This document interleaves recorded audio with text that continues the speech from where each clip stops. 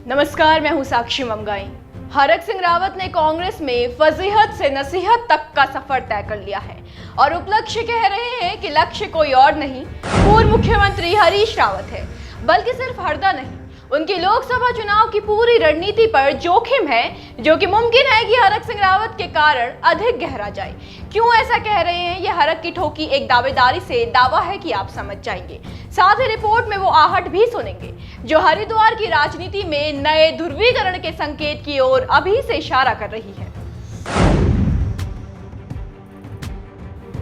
2024 में शुरू होने वाले लोकसभा चुनावों में भाजपा कांग्रेस में कितना हल्ला मचेगा, ये तो तभी पता चलेगा। लेकिन ये तय है कि चुनावों की रोचकता चरम के आखिरी चरण तक पहुंचाने में कांग्रेस के अंदर घर कोई कसर नहीं रहेगी और हरक सिंह रावत की मौजूदगी इस तथ्य को और भी सत्य बनाती है।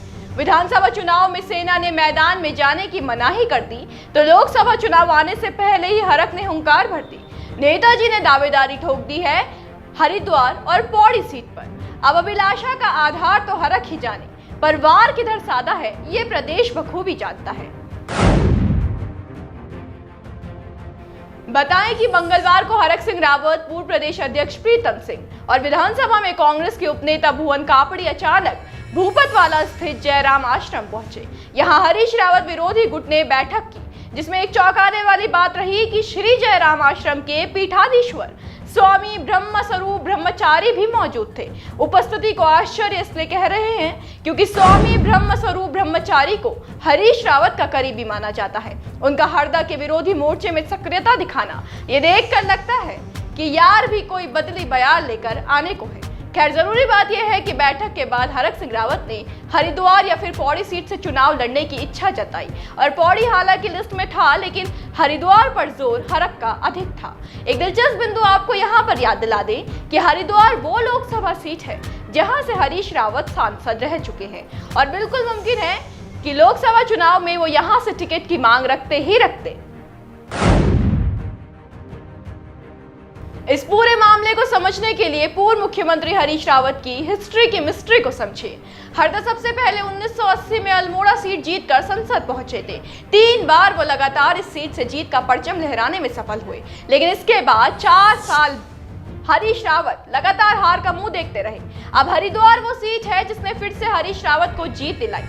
2009 में हरिद्वार आकर उन्होंने फिर से जीत की शुरुआत की और सांसद बने। हालांकि 2014 में जब उनकी पत्नी हरिद्वार सीट से उठी तो पूर्व मुख्यमंत्री निशंक से चुनाव हार गई। इसके बाद 2019 के लोकसभा चुनाव में उन्होंने एक बार फिर अपना चुनाव क्षेत्र बदला और नैनीताल उधम सिंह नगर सीट से चुनावी मैदान में उतरे, लेकिन एक बार फिर उन्हें हार का सामना करना पड़ा।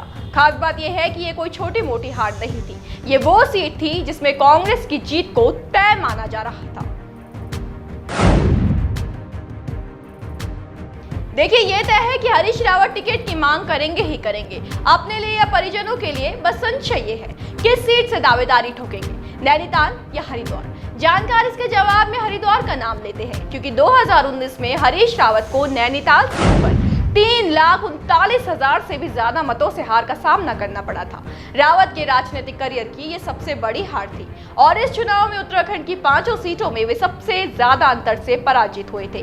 तो नैनीताल की ओर वापस रुख कुछ मुश्किल लगता है। बचा हरिद्वार। कहते हैं कि 2019 में भी हाईकमान हरदा को हरिद्वार से मैदान में उतारने के पक्ष में था, पर रावत नैनीताल पर ही अड़े थे क्योंकि एक बार करारी हार का कड़वा स्वाद चख चुके हैं। तो कयास कहती है कि हरिद्वार इस बार उनकी सीट होगी। यह अलग बात है कि हरक सिंह रावत उन्हें राय दे रहे हैं कि वो जरा बड़ा दिल रखे, शायद वो सीट के संदर्भ में ये कह रहे थे।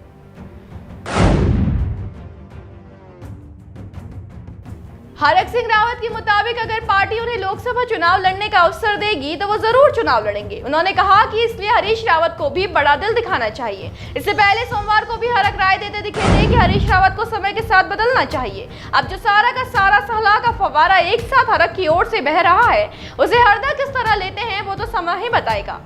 वही समय जो कहीं कांग्रेस में किसी बड़ी टूट का साक्षी न बन जाए।